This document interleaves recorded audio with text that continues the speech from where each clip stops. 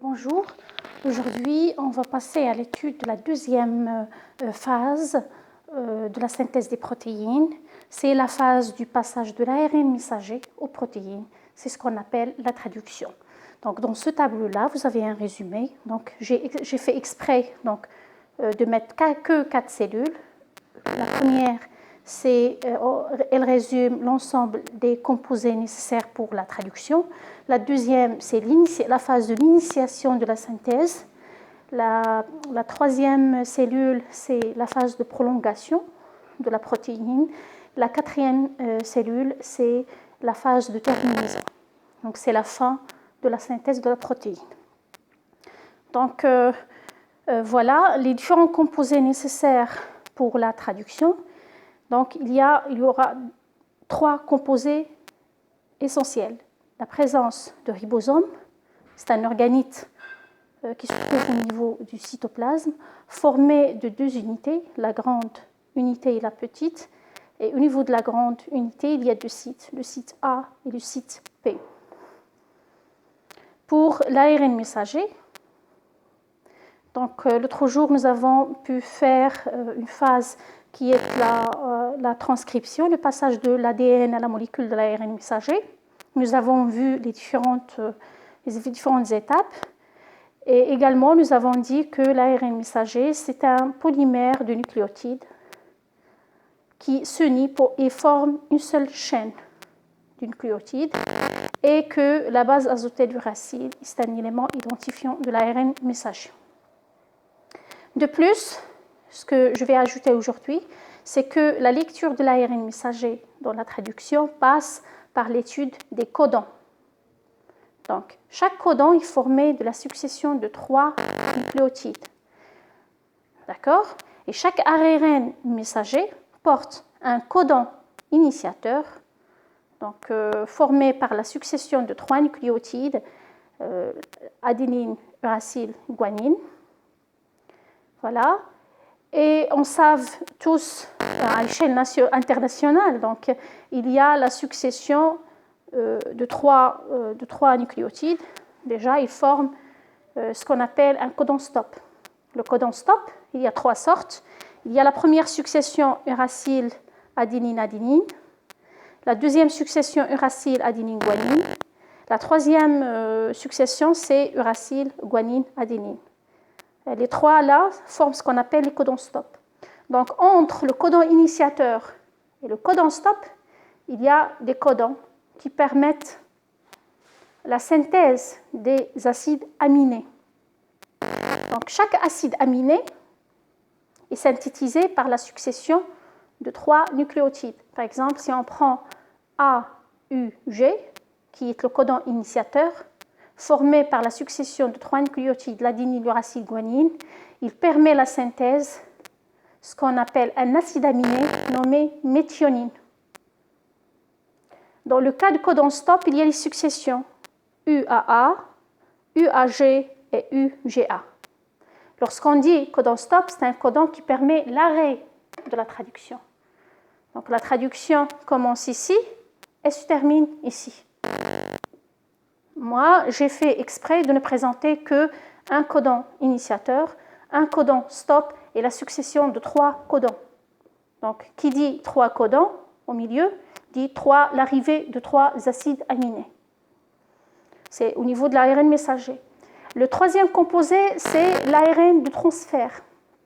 L'ARN de transfert, c'est un acide ribonucléique, également formé par la succession des nucléotides. Et l'acide, ou ce qu'on dit la base azotée, donc identifiante, qui est l'uracile. Donc, chaque ARN de transfert porte dans son sommet un acide aminé, donné, X, on dit X, voilà. Vers la base, l'anticodon pour cet acide aminé. Lorsqu'on dit anticodon, voilà ici le codon dans l'ARN messager et l'anticodon complémentaire à ce codon-là est porté par l'ARN de transfert. Par exemple, si on prend le codon initiateur AUG, l'anticodon c'est UAC. C'est celui-là, c'est celui-là. Donc, si on prend ce cas-là, l'ARN de transfert donc, va porter sur son sommet un acide aminé qu'on appelle méthionine. Voilà, ici, c'est donc le résumé de ce qui est composant. On passe aux différentes phases, donc en phase d'initiation. Donc, il y aura l'emplacement de l'ARN messager à l'intérieur du ribosome. Il y a l'ouverture de la première et la deuxième, la grande et la petite unité. Il y a l'introduction de l'ARN messager. Voilà. Donc, de façon à ce que le codon initiateur se met au niveau du site P. Voilà, le premier site à gauche, c'est le site P. Le deuxième codon se place dans le site A. Voilà. Vous trouvez le AUG dans le site P et les UGU au niveau du site A. Qu'est-ce qui va se passer? Par complémentarité des bases, il y aura appel aux ARN de transfert donc, qui portent les bases complémentaires aux successions. Si on prend la succession AUG, donc, il y aura appel à l'ARN de transfert portant à sa base les nucléotides UAC. Et automatiquement, ce ARN de transfert porte dans son sommet l'acide aminé donc, correspondant à la succession AUG. Voilà. Pour le codon UGA, il y aura appel à l'ARN de transfert portant dans sa base la succession ACA. C'est une succession complémentaire à la succession codon. Donc, ici, vous voyez le codon UGU, l'anticodon ACA, par complémentarité des bases, bien évidemment. Et cet ARN de transfert porte dans son sommet l'acide aminé, donc synthétisé ou codé UGU. Et qui est, si vous arrivez à voir dans le tableau du code génétique,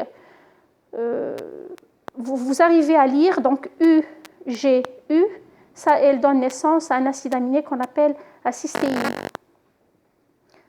Donc en troisième étape, il y aura donc l'installation d'une liaison entre le premier acide aminé et le deuxième acide aminé, une liaison de nature peptidique. Donc c'est une phase d'initiation. Qu'est-ce qui va se passer? Donc, en phase de prolongation, le ribosome va se déplacer par un pas en avant. Un pas composé par un pas, lorsque je dis un pas, c'est un codon. Un codon formé par la succession de 3 nucléotides. Voilà. Lorsque le ribosome se déplace en avant, qu'est-ce qu'il y aura? Donc, le codon AUC va se placer dans le site A. Le UGU va se placer dans le site P et le AUG va se libérer donc, dans le cytoplasme. C'est ce que vous voyez ici. Voilà, donc le AUC se place, il y aura déplacement dans ce sens-là. Le ribosome se déplace par un pas qui est un codon.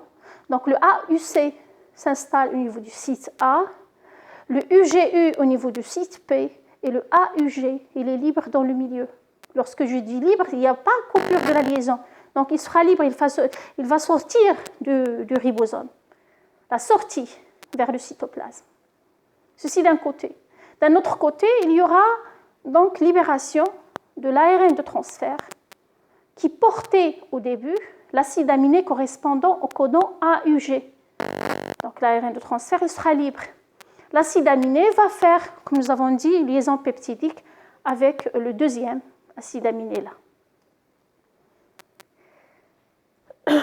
En deuxième lieu, l'arrivée de AUC fera appel à l'ARN de transfert portant le anticodon UAG, un anticodon complémentaire au codon AUC existant au niveau de l'ARN messager. Cet ARN de transfert porte dans son sommet un acide aminé correspondant à la succession ou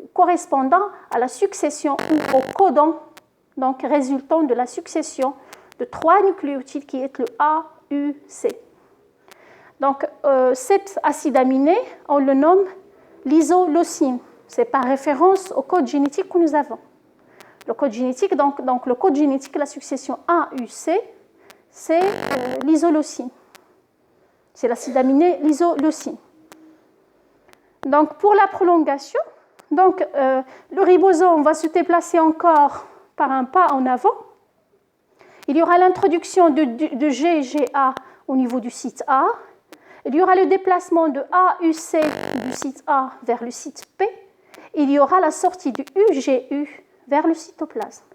Et il y aura libération de l'ARN de transfert qui, au début, portait l'acide aminé, le cystéine.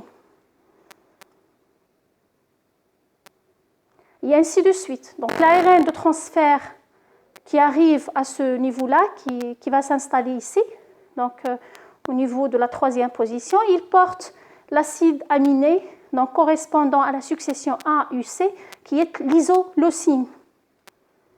Et il y aura bien évidemment la liaison peptidique entre le deuxième acide aminé et le troisième acide aminé. Vers la fin, si on arrive à la traduction, donc, encore, le ribosome va se déplacer.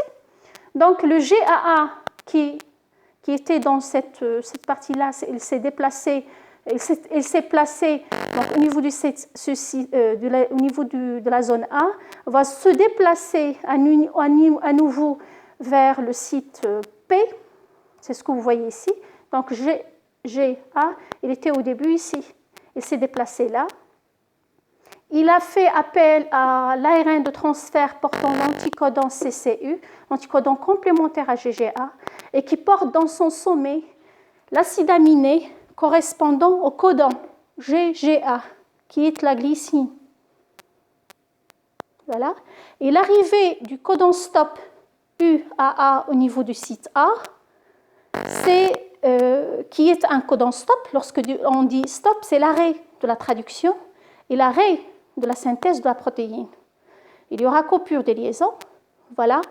On trouve vers la fin une protéine formée de la succession de premier acide aminé qui est le méthyle, codé AUG, lié par liaison peptidique à la cystéine, un acide aminé cystéine, numéro 2, par liaison peptidique, codé UGU. Ce dernier est lié à l'isoleucine par liaison peptidique, codé AUC. L'isoleucine est liée également par liaison peptidique à la glycine, codée GGA. Donc vers la fin, dans le cytoplasme, qu'est-ce qu'on va rencontrer? On va rencontrer une protéine formée par 4 acides aminés, liés par des liaisons peptidiques. On va tomber sur la chaîne de l'ARN messager, libre dans le milieu. Il y aura la grande unité, la petite unité de ribosome séparée. Il y aura les 4 ARN de transfert. Le premier qui portait la méthionine, le deuxième qui portait cystéine, le troisième qui portait l'isoleucine et le quatrième qui portait la glycine. Et voilà, donc c'est le maximum des données et en même temps c'est un résumé. Donc l'essentiel, il faut commencer par le commencement qui est de présenter les différents composants et lire pas à pas. Donc faire déplacer le ribosome pas à pas et chercher dans le tableau la lecture des codons ou les acides aminés correspondant à la succession des 3 nucléotides qui forment un codon. Donc c'est un tableau du code génétique, c'est un tableau universel, c'est un tableau international. Donc tout le monde savent très bien travailler avec ce code-là. Donc si vous permettez, donc essayez, c'est juste un conseil, essayez de travailler, donc de faire des exercices, de s'entraîner. Donc essayez de prendre un fragment de l'ADN, faire la transcription en premier lieu pour l'arrivée de l'ARN messager et faire la traduction pour arriver à la protéine. Donc c'est juste un jeu de base. Essayez de s'entraîner avant les examens parce que c'est très important. Donc voilà, et bonne chance et bonne continuation.